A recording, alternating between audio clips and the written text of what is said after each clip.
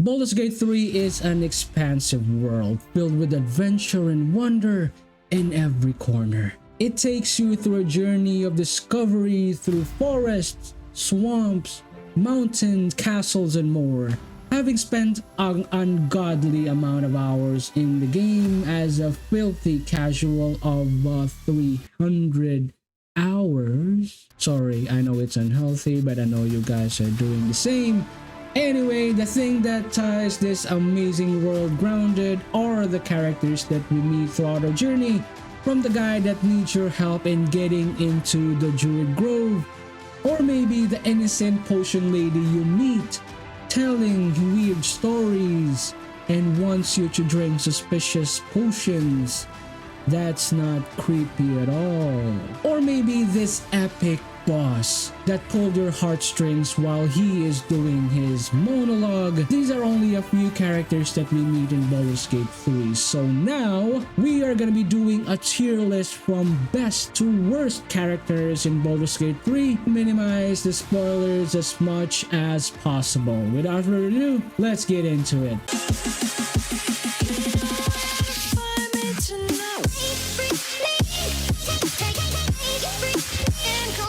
Alright, welcome guys to the tier list. Just wanted to explain the list of selections that we have here. We are only including characters that we found in Act 1 and 2. We're not gonna be including characters from Act 3 because those characters in Act 3 are far away from the story already. The character progression with them most likely doesn't exist. I'll try to not spoil anything for you guys. We're gonna be starting off the list with the obvious D tier, one of the most trash characters in the game. So we're gonna be starting with Lae'zel. Lae'zel is the obvious D tier of the list because she's annoying, she's rude, always wants to hurry things up. Just kill the guy, don't care about him, let's go, just hurry it up, do your business, just kill him or whatever. She's one of the most linear characters in the game for me. Her character progression is really obvious to make it as vague as possible.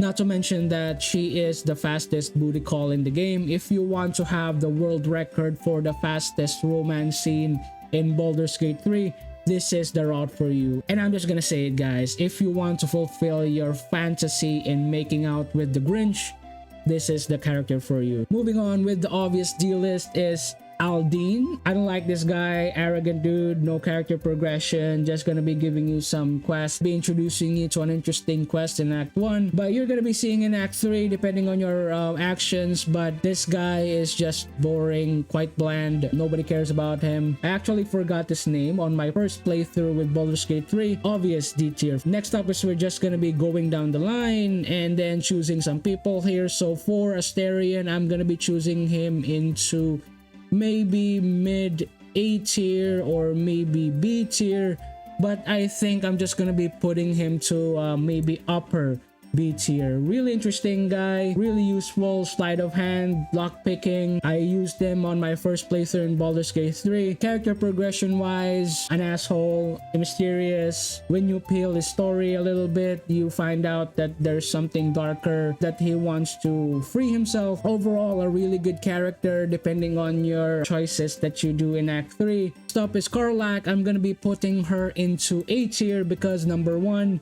she's really hot, dude. She's one of the hottest characters in Baldur's Gate 3 for me. Aside from her being a total beast in the battlefield, being a freaking barbarian, and her backstory as a warrior from the Hells, that's one of the generals of the Lords of the Hells, which is pretty awesome. Her character progression is amazing. She's a total friend. She's like a person that you talk to if you have any problems, and she's always there for you no matter what the cause. Really loyal friend. If you stick with her and help her out, she just wants to be free of her curse and live her life with her friends. So A tier for me, solid A tier. I love it. Jahira, I'm gonna be putting her to C tier. Really hard to unlock her and her becoming a companion. If ever you want a really badass druid in your team, she is actually that type. The only gripes with her is that I like her, she looks hot, but we can't romance her, so this is gonna be a C tier. I don't like that. I want to romance Jahira, but unfortunately we can't. I know she's pretty old, like hundreds of years, but dude, this is a fantasy, so I'd love to romance Jahira as well. Aside from that, character progression, her story is really straightforward as well. Just want to help out her people, prevent the darkness, stop the evil, you know, goody two shoes, Jahira. So moving forward, we're gonna be going for the DarkUrge. The DarkUrge is obvious S tier for me. The reason for this is other games give you the option of being evil for the sake of just your evil playthrough without proper repercussions or effects in your playthrough. But with the DarkUrge, damn, this storyline of the DarkUrge, man, like, it's brutal. It shocked me honestly a lot, especially in Act 1, like how the DarkUrge works and how his evil urges comes to fruition. Damn, man, it's a really interesting storyline to follow. I advise you guys not to play the DarkUrge on your first playthrough and then just maybe use the DarkUrge or maybe play as a DarkUrge maybe around 2 or 3 just for the sake of like being evil. Next up is gonna be Gail. Gail is more of like maybe a lower B tier or maybe upper C tier for me, maybe a C tier. But yeah, I think it's just gonna be sticking with C tier, like upper C tier with me, with Gail. Gail is an interesting character. I like him, really perky guy in Act 1. Like the only thing in his mind is getting the tadpole out of your brain, but the more you peel his storyline, it gets interesting. But for me, it wasn't too compelling as much as Astarion was. His was more of like a redemption arc, a sort of thing. So he just wants to be redeemed, as well as he romances everybody. So I think Gail isn't biased to any sort of romance, so you can romance him whatever you like. It's actually a pretty fast romance scene, but nothing as fast as the romance scene with Lizelle. Like right up next is Irina. Obvious D tier for me.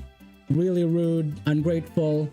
You help her around Act 1, you find out her storyline, stubborn individual, has some character progression in Act 3, but overall she's still pretty rude, annoying lady, demanding.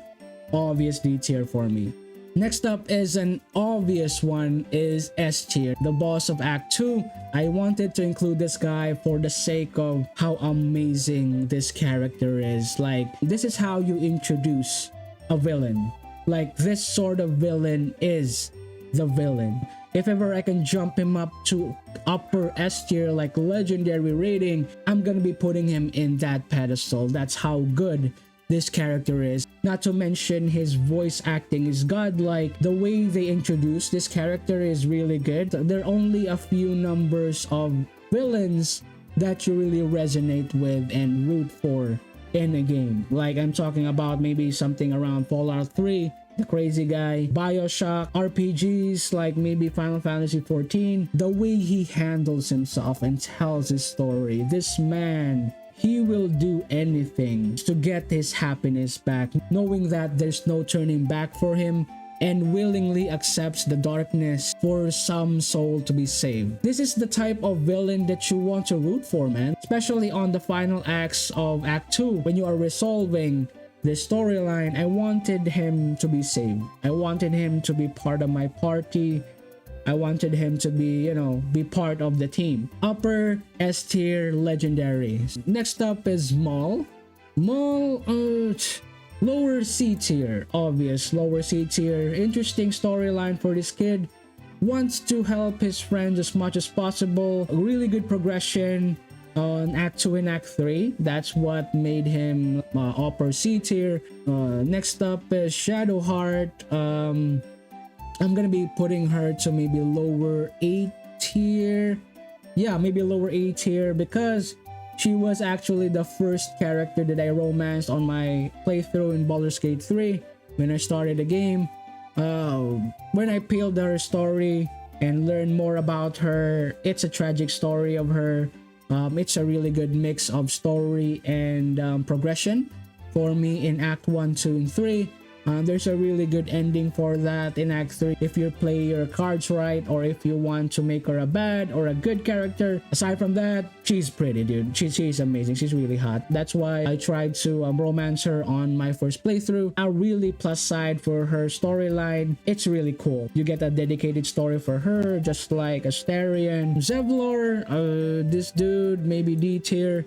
D tier for Zevlor because just met him in Act 1, found him. He has his redemption arc in Act 2. D tier for me, just for the sake of him having good progression for his story. So next up is Auntie. It's the Auntie, dude.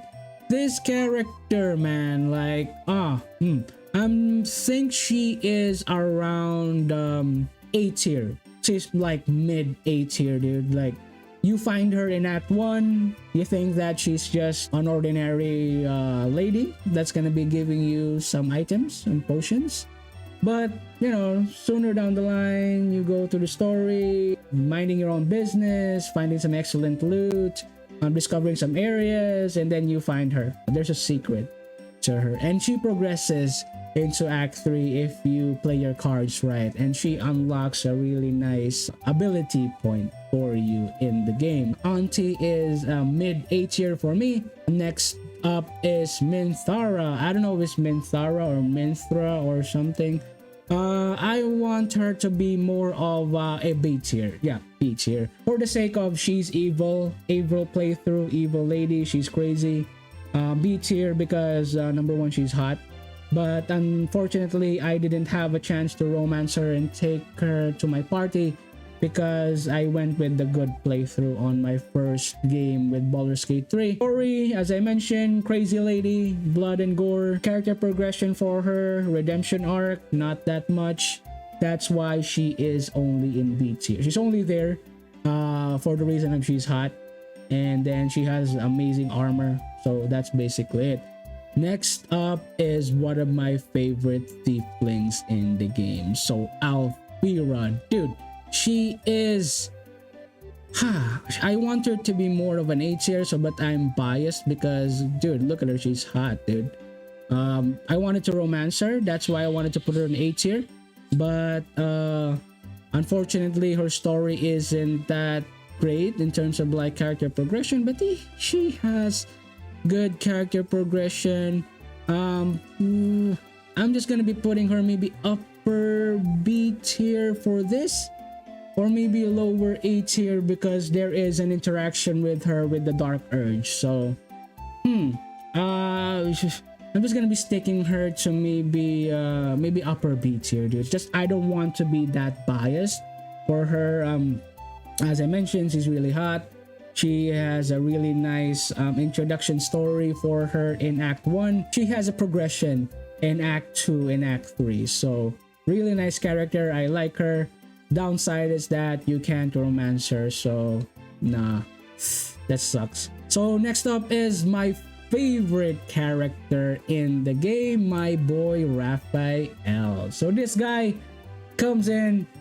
Nobody knows who this guy is, just pops out of the air and then introduces you to a deal that you want to make in order for you to be saved as early as possible for just a small price. Aside from the epic voice acting of this dude, like damn, if I can shake the dude's hand for the voice acting he did for Raphael, as well as his progression into becoming more of the second narrator for your story and the one that keeps on bugging you into following him. Just take the deal, I'll make it better and make it sweeter. I'll be the one to help you in your quest. Aside from him being an epic character, he also has an epic side quest. And next up is Arabelle. Arabelle is more of like an upper C tier for me. Found this kid, helped this kid in Act 1. I thought that it was over, but wow, that surprised me. Her story branched out into Act 2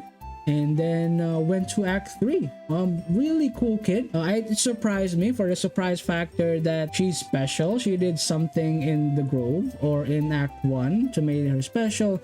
if you play your cards right, has a really cool dialogue with Withers, upper C tier for me. And finally, Halsin. Halsin is just lower B tier for me, just a lower B tier character progression with Astarion, and that's why she's like on the level of Alfira for me. Halsin is just straightforward, one of the eldest druids in the game, wants to help the Oak Father or the Tree Father or something, wants to heal the world. And the reason that he is around B tier, I should like put him to maybe upper B tier or something, is the romance scene with Halsin. Like, this guy is legendary for his romance scene. You don't mount the bear in Baldur's Gate 3, the bear mounts you. And that's it, guys, for the list. I hope you guys enjoyed. Just a quick question for you guys: